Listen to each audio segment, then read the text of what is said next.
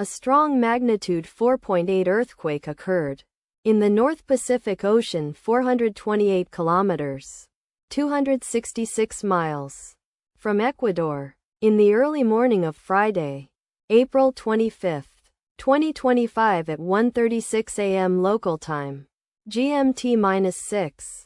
The depth of the quake could not be determined, but is assumed to be shallow. The quake was not felt, or at least not reported so. First to report, GFZ after 10 minutes.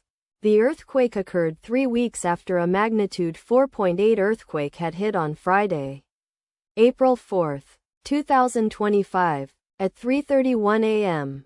GMT-5 local time, in 77 kilometers, 48 miles, distance to the northeast. Data source from Volcano Discovery. Did you feel it? Let us pray. May the earthquake that occurred not affect our brothers and sisters there.